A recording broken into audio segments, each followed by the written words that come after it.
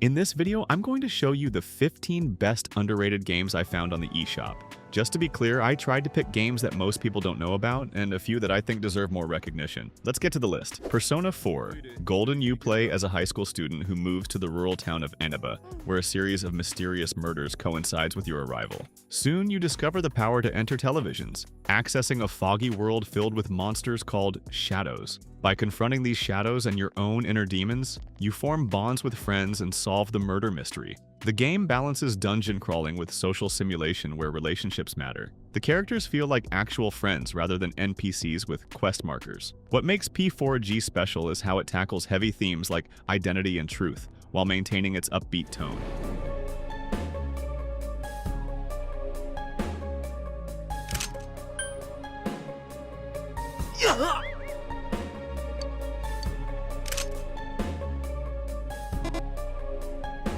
Ember Knights. This roguelite throws you into a world where an evil sorcerer named Praxis is consuming the universe with dark magic.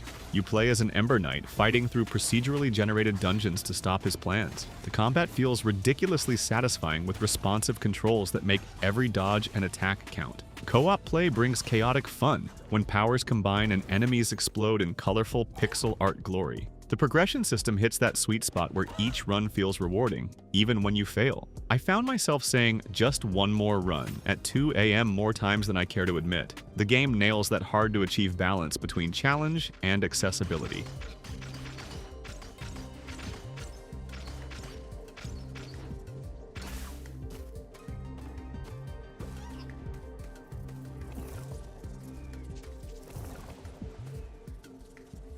MADiSON. You wake up as Luca, covered in blood, locked in a dark room with a camera. Your grandfather's voice warns about a demon named MADiSON, forcing you to continue a grisly ritual she started decades ago. The instant camera mechanic works brilliantly. Each photo you take reveals supernatural elements and pushes the story forward. The game builds tension through sound design rather than cheap jump scares, though those exist too. Playing this alone at night was a mistake I won't repeat. The atmosphere gets under your skin with constant dread that something's watching you. MADiSON doesn't reinvent horror, but executes its ideas with confidence that many bigger budget games lack.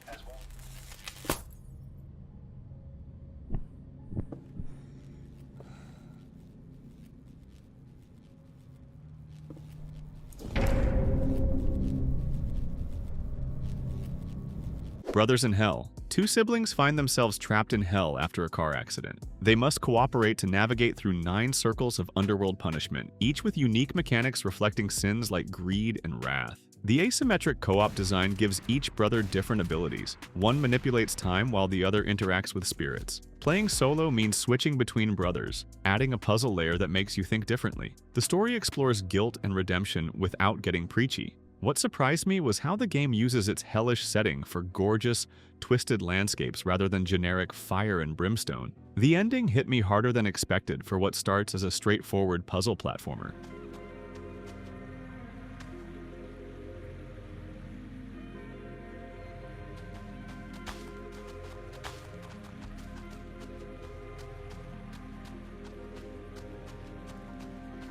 Gift. You control a nameless protagonist who wakes in a facility with no memories except for flashes of someone important. Your only guidance comes from notes left by others who were trapped here before you. The gameplay revolves around a mysterious box that can absorb and transfer properties between objects. Make something heavy, flammable, magnetic, or invisible. This mechanic creates puzzles with multiple solutions that reward creative thinking. The sparse narrative unfolds through environmental storytelling rather than exposition dumps. The facility feels like a character itself, with each section revealing more about its purpose. Gift sticks with you after completion, its ambiguous ending prompting discussions about what actually happened.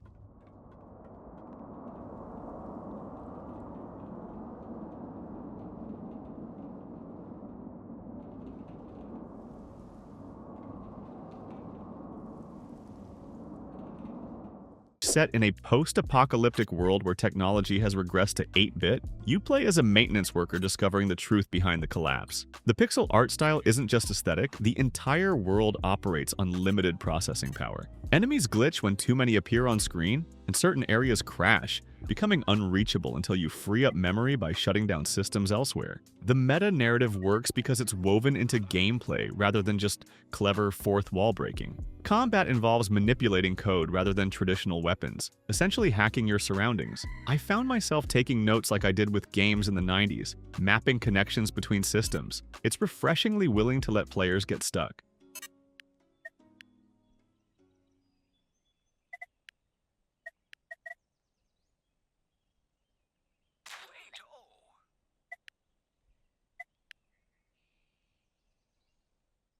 Paper Trail. You control Paige, a young woman leaving home for university, whose journey unfolds on folding paper. The core mechanic involves physically folding the game world to connect different paths and solve puzzles. What begins as simple page folding evolves into complex origami as you progress. The story parallels this mechanical complexity, starting as a coming-of-age tale before exploring deeper themes of family expectations and finding your path. The visuals use a handcrafted watercolor style that perfectly complements the paper folding concept. The game cleverly uses the limitations of its 2D folding mechanic to create moments of genuine surprise when seemingly impossible connections become possible. It's short but packs more creative ideas than games 3 times its length.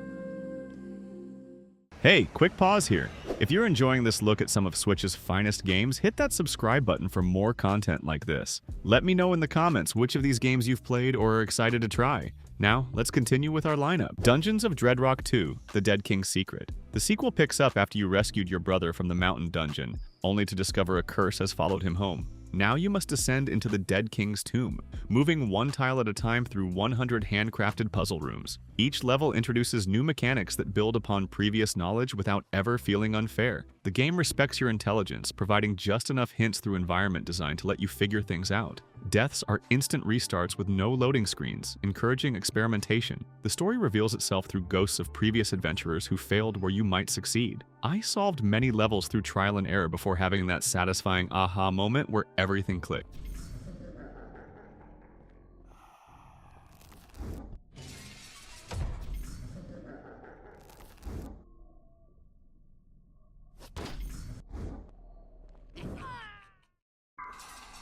Astral Chain. You're a rookie officer in Neuron, a special police task force battling interdimensional creatures called chimeras that are invading Earth. What sets this game apart is the dual character control. You simultaneously manage your character and a captured chimera called a Legion, connected by the titular Astral Chain. Combat feels like conducting a violent orchestra as you position both characters to create devastating combo attacks. The world building creates a believable cyberpunk future where humanity clings to its last city. Investigation segments provide pacing breaks between intense action sequences. The game nails the feeling of mastery as you progress from clumsy rookie to fluidly chaining combos that fill the screen with particles. There.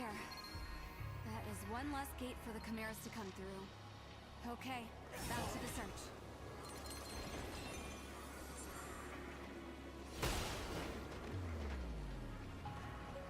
Orten Was The Case. You play as private investigator Rebecca Orten, investigating the disappearance of several children in a small coastal town. What starts as a traditional noir mystery quickly spirals into supernatural territory when you discover your ability to step into photographs and alter past events. Each photo contains a frozen moment where changing one detail creates rippling consequences in the present. The game forces moral choices with no clear right answers, save one person at another's expense. The atmosphere drips with melancholy, enhanced by a jazz soundtrack that shifts as reality becomes increasingly unstable. The unreliable narrator mechanic is implemented better than most games that attempt this tricky narrative device. It sticks with you long after credits roll.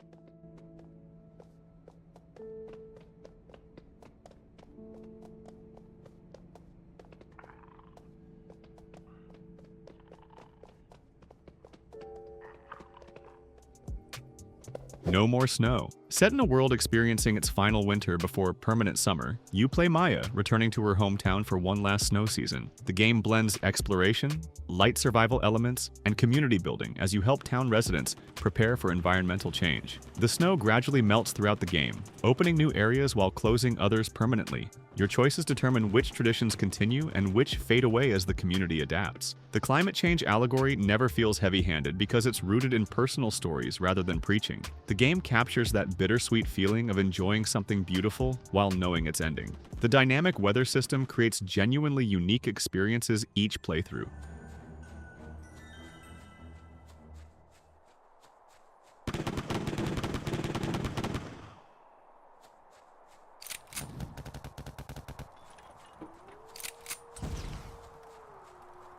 Sentinels, Aegis Rim. 13 high school students pilot giant mechs called Sentinels to defend humanity from kaiju in this non-linear narrative spanning 300 years. The story jumps between 1945, 1985, 2025, and 2065, revealing how seemingly unrelated characters connect across time. The gameplay alternates between visual novel sections where you uncover the complex plot and real-time strategy battles against kaiju hordes. The narrative feels like a puzzle box where each character's story provides another piece, gradually revealing the full picture. What impressed me was how it juggles sci-fi concepts like time travel, cloning, and alternate dimensions without becoming incomprehensible. The hand-painted art style creates scenes that look like anime stills brought to life. That's weird. Someone changed the shifter's access key, huh? Not that it matters. Kiriko-san! Huh? What remains of Edith Finch? You play as Edith Finch, returning to your family's abandoned house to uncover why you're the last living member of your supposedly cursed family. Each room tells the story of a relative's death through unique gameplay vignettes. You experience a child's imagination transforming into tragedy, or work a monotonous job while your mind escapes into fantasy. The game shifts perspectives and mechanics constantly, from controlling animals to manipulating comic book panels. What could feel gimmicky instead creates powerful storytelling moments. The house itself is a marvel of environmental design, packed with details that tell stories without words. It manages to explore death without becoming depressing, finding beauty and meaning in finite lives. I kept eating and eating.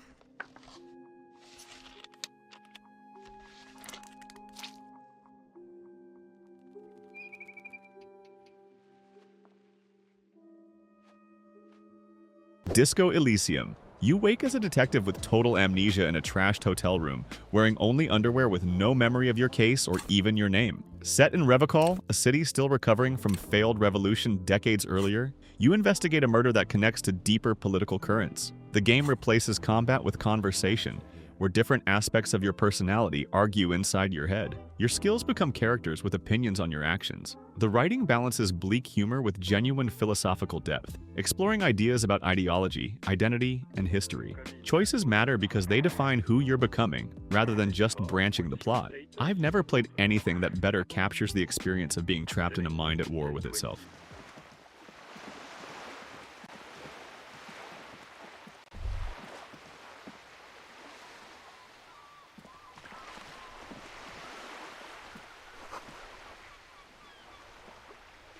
To the moon, two doctors use experimental technology to enter a dying man's memories, working backward through his life to fulfill his final wish, going to the moon, though he doesn't know why he wants this. The game uses simple RPG Maker graphics, but tells one of gaming's most emotionally resonant stories. You solve light puzzles to move between memories, uncovering the truth behind the man's unfulfilled dream and his relationship with his late wife. The pixel art style delivers surprising emotional impact during key moments, proving that storytelling doesn't require cutting-edge graphics. The soundtrack complements the narrative perfectly, with a piano theme that gains new meaning as the story unfolds. Despite minimal gameplay, it delivers one of gaming's most affecting endings.